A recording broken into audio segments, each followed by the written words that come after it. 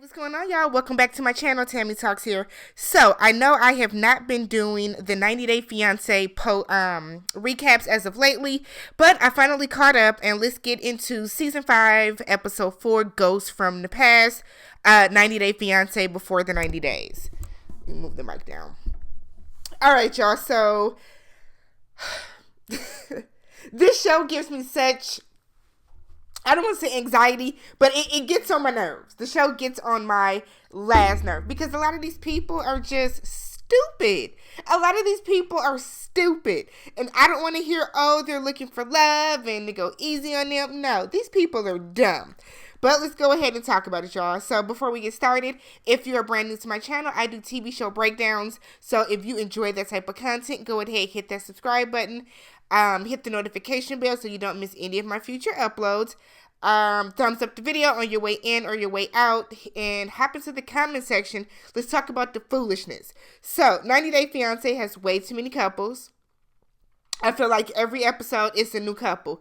I'm not going to talk about every single couple in this video in depth. I'm only going to talk about, I feel like, the couples that really has something worth talking about, if that makes sense. So let's start with Mike and Ximena. So Mike is at the airport. He has landed in, I believe, Colombia. She is not at baggage claim where she says she was going to be. So he's nervous. He's uncomfortable with that. He's hoping he didn't get, like, stood up. You know, he's wondering, did I just, have I sent all this money to this woman for her to basically play me? So she ends up just being a little late. So she's walking into the airport. They hug, they kiss. Everything is okay. The big issue is she does not speak English. She don't speak a lick of English. So he's like trying to talk to her and it's not working. She says that he is shorter than she thought. Mike doesn't look as short. He doesn't look super, super short sometimes. And then there are other times when it's like, that is a small man. That is a very, very small man.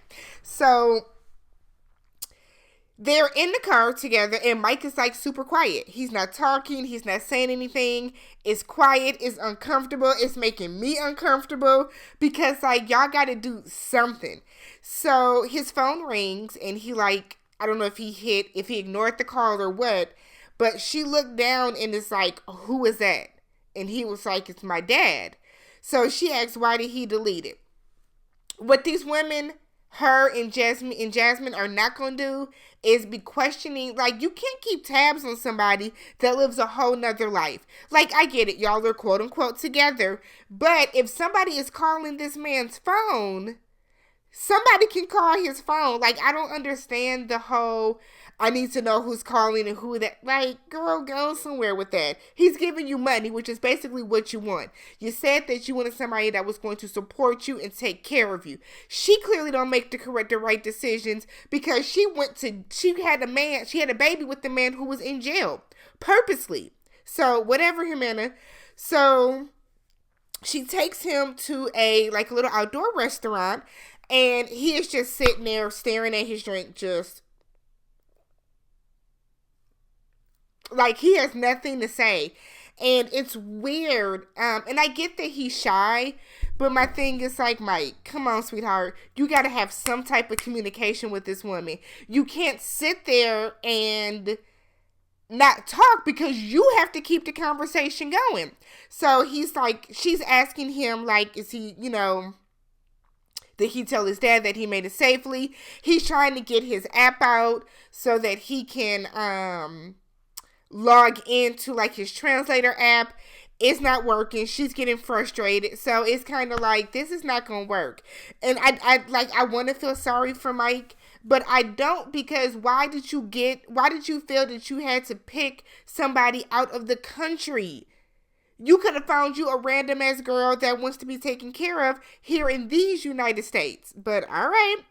So they get back to her house, and her whole family is there. Her whole family. So like her mother, her father's wife, her sisters, her brother, her kids. So everybody's sitting around with a mask on because, The pandemic is still here.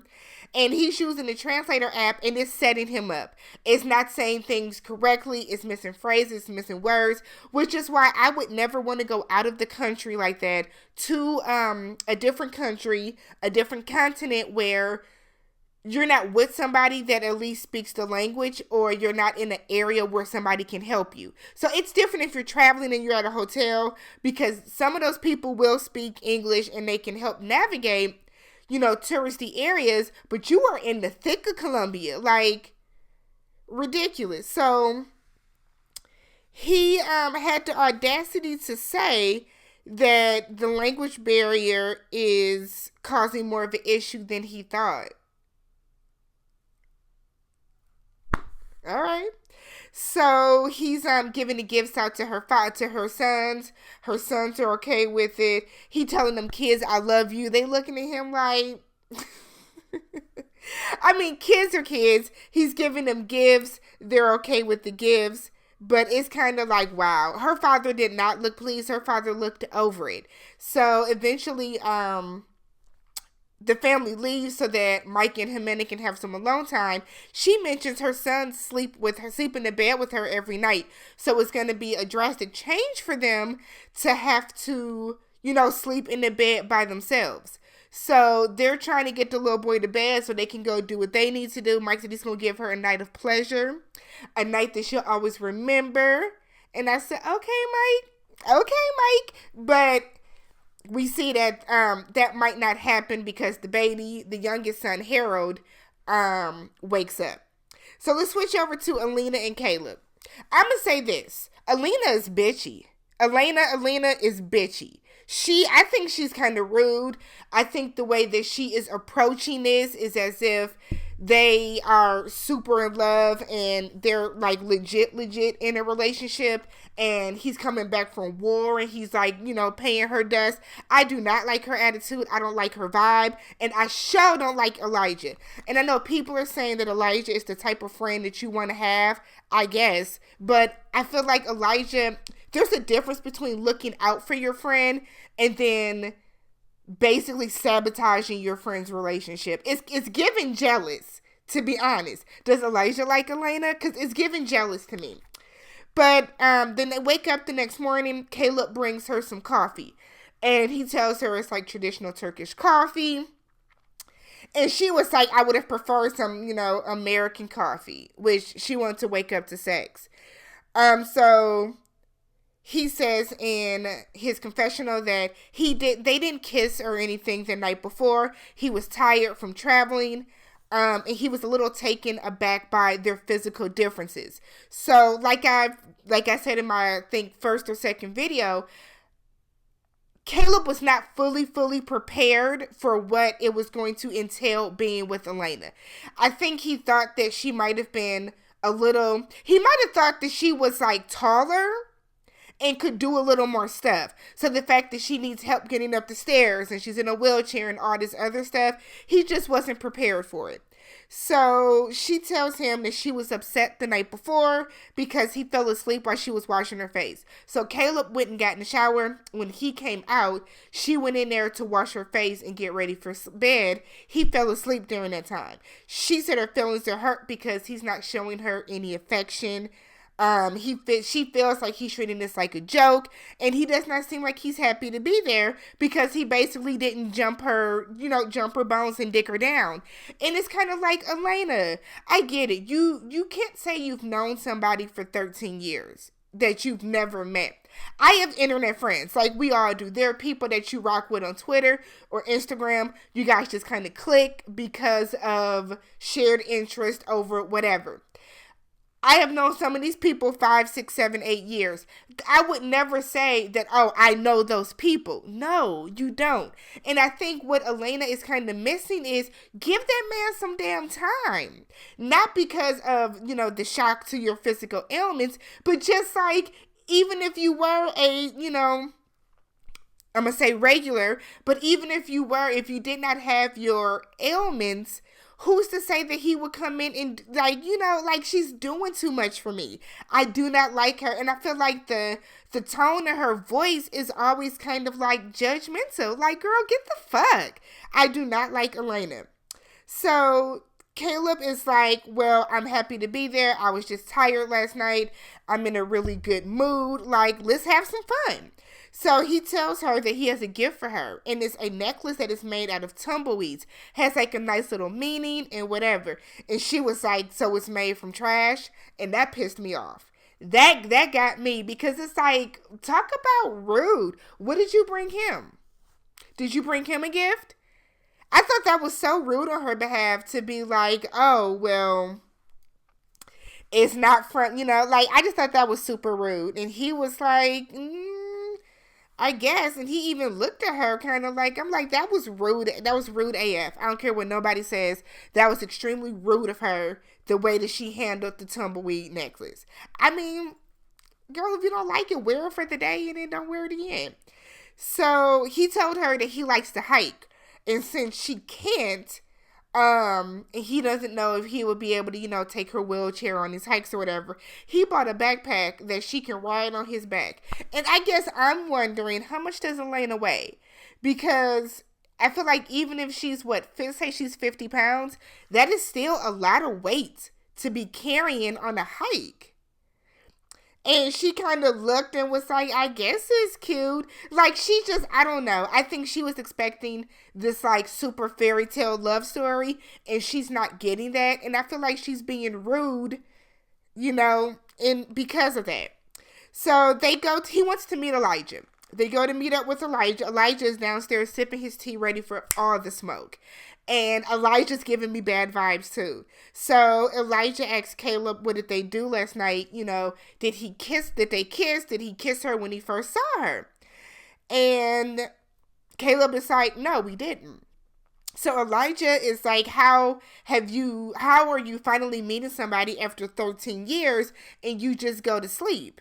And Elijah was like, he's odd. I can't read him.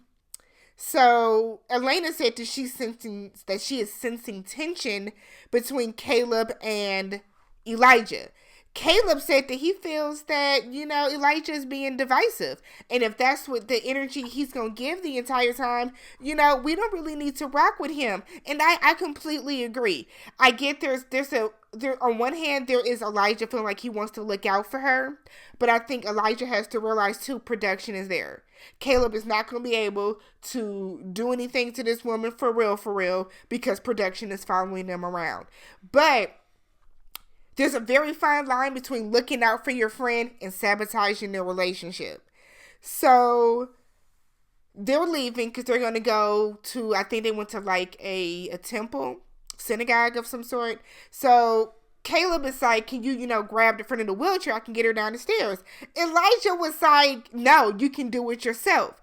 And I get it. Show him how to do it himself. But like, don't be a dick about it. There's no need to be rude when you say stuff. And I know that Russians, and no offense to y'all, but just in my experience, some of them do talk in a certain tone that comes across, aggressive or a little abrasive, and they don't mean any harm. But Elijah and Elena are really being they're being rude. So they go to this, before that, so he's showing him how to pull her upstairs, and Caleb is like, it's stairs. I can do it. I work out. It's not hard. It's straight. And Elijah just keeps side-eyeing him. And I'm like, you haven't even given Caleb a chance. You're coming in super hot and heavy. You're not even giving him a chance to prove to you that, he is all in with Elena, and he's like, he's feeling her. Like, calm down. Caleb even told him, I just traveled for 24 hours. I want to, get some rest, relax, get myself together, and I woke up in a great mood. So they're at the church, or they're at the temple, and Elijah and Caleb go upstairs, and Caleb is on his, I can feel it. I can feel it's tingling in my body. And Elijah is like, this nigga is weird. So Elijah's like, we should go back downstairs because Elena did not want them to help her come up the stairs so she can be up there. And Caleb was like, I think she's fine for a couple more minutes. I think Elijah babies her. And because Elijah does all these things for her and babies her, she is expecting every man that she talks to do the same. So they go to dinner, and Caleb is on some, we've been with him all day. When is he, he ain't got nothing else to do. So they're at dinner, and they come out, they get bottles of water, and they're pouring their water. And Elijah was like, I see you poured your water first and didn't even think to help her. And Caleb was like, she's a very able person. I think that Elijah is making a bigger deal out of the smallest things. And I think he is too. I think a lot of the stuff that Elijah is pointing out is just making it seem like Caleb is just some ancient dude. And I feel like it's the second day. Like, give him a chance. It is going to be a very drastic change. But at the same time, Caleb, she told you she was a little person. She told you would need help doing all this other stuff. I'm sure that you have seen her arms and hands and legs and all that type of stuff in pictures. You have to kind of step up to the plate. So I think Caleb is kind of towing the line of, if she absolutely needs help, then I will. But he's not on some, I'm going to do everything for her and baby her. So then, once Elijah finishes his food, Caleb is like, so what are you going to do now? Because, they want to have a little alone time. And then we see when they get back to the hotel, they start kissing, and is going great for them. But Elena, her attitude is very, very jarring to me. I'm not a fan. Memphis and Hamza. Memphis is going to work my nerves. So Memphis and Hamza, all Hamza can say is yes, baby. Okay, baby. Come this way, baby. I love you, baby. And Memphis is like, I didn't expect the language barrier to be this difficult. Why? Why didn't you, Memphis? Why didn't you think that the language barrier would be difficult? Y'all can barely talk on the phone. Y'all can barely talk on FaceTime. So you didn't think that once y'all got in person and in front of each other, it would be just as big of an issue, if not more? So she gets mad that his lock screen is a picture of himself and not a picture of her.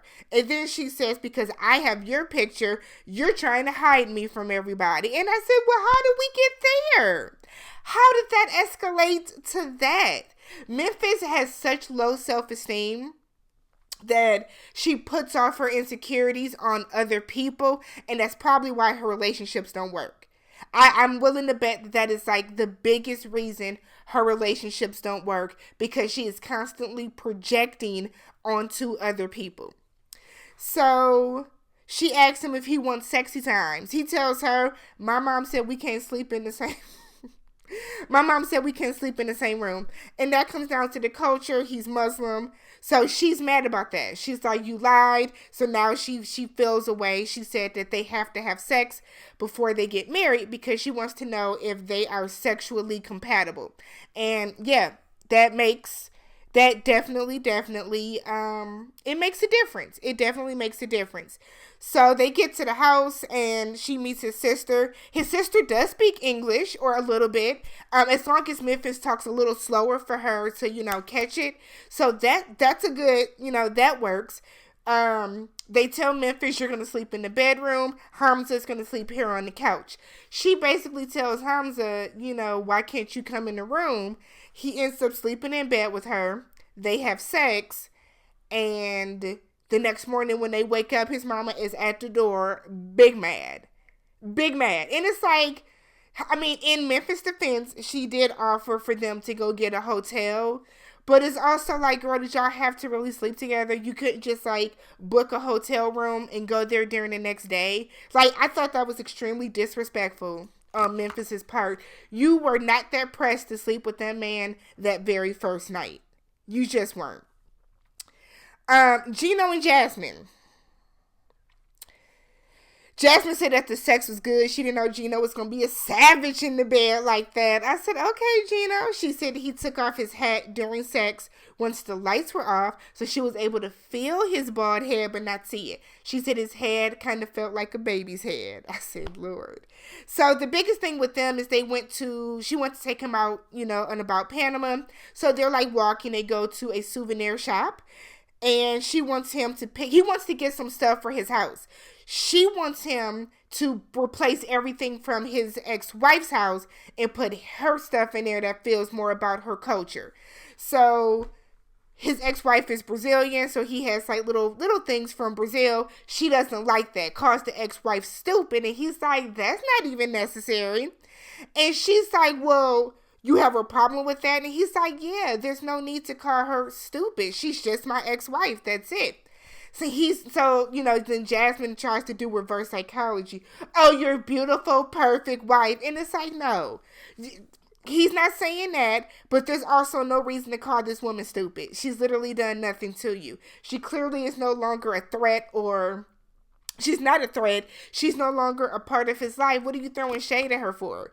So he is buying like a Panama bumper. It looks like a refrigerator magnet. And she's like, yeah, well, get one that says Panama really big. And then she says she hates the fact that he has a past. Like, you don't have a whole ass ex-husband yourself with 2 kids. Jasmine gone somewhere, girl. I am so sick of her. I am so absolutely sick of her and her rudeness. Then, when they were walking out the door, she tells him good boy like he's a dog. I mean, I'm already looking at Jasmine sideways because she's about to move to another country to be with this old-ass man that she just wants some money from and is willing to leave her kids. But go off, girl. Kim and Usman, my only note for them is Usman's people are rude as fuck. His manager and his assistant, look, y'all don't want him with her. That's one thing. But like, y'all are calling her super fan and then being like, why is she mad about that? Why do you think she's mad about that? It's disrespectful. Whether y'all like the relationship or not, they something. I mean, she bought him a MacBook and a PS5. Shit, I had to buy my own MacBook. If I can go get me a nice little sugar daddy from another country that can buy me some electronics, go ahead, let's do it. But my thing is, like, he's clearly entertaining her enough that they're friends. Stop calling her super fan. Stop being mad when she comes back at y'all with the same energy y'all are giving her, because y'all have been disrespectful to her since from the moment y'all knew she was coming. So they tell they're acting like she's a gold digger is what I wrote down, but like she's spending money on him. Be easy, y'all. Calm down. So they tell him that he's going to be meeting up with this Tanzanian singer. Her name is, what is her name? Rosary or something like that. And he says that Kim is like, why? Why are they meeting up? And they're like, oh, it's business. So Usman is like, well, I'll just bring Kim with me. And she's like, no, I don't have to go. I don't want to go. And his people are like, no, she shouldn't come. And then he's like, no, I want Kim to go. So when they get there and they're waiting, they kind of get into it because Kim is on some, why are you meeting with her? I get that it's business, but what is the purpose of this for real, for real? And it's kind of like, Kim, you were doing too much in that moment because this man is clearly about you. He's bringing you to show you that there's nothing for you to worry about. There's no real threat, and you sitting here picking a fight with him because, like he said, I'm here with you. I invited you to come to this dinner. So then Rosary comes, and she's not even trying to get with him like that. She's on some, I can help you get dancers and all this other stuff. She was like bigging y'all up, and, she was like cool with the fact that y'all were supposedly talking. You talking about you're a potential wifey. Kim, you and your old ass, this is ridiculous. The way that you're behaving. Ridiculous. Kim gets on my nerves. Everybody gets on my nerves on this show. Everybody. And then finally, I didn't take notes for them, but that one girl that's dating the Chinese man, I think her name was Ella. ma'am, he is coming over here to get you in shape. That's basically the vibe that he's giving me. He's coming over here to get you in shape because he is not pleased with your weight. And when he was talking to that doctor, and she was like, does she eat a lot? He said, that's how Americans eat. I said, damn. But it's true though, we are so unhealthy, like compared to like other parts of the world, especially like the Asian culture. They do a lot of vegetables, a lot of grains and stuff, you know. Meanwhile, we be over here, you know, let me get a 12-piece wing, hot wing, fries, soda. Like, that's just how we are. So that was 90 Day Fiance. If you enjoyed the video, go ahead, thumbs it up. Hop down in the comments. Let me know what you guys feel about these couples.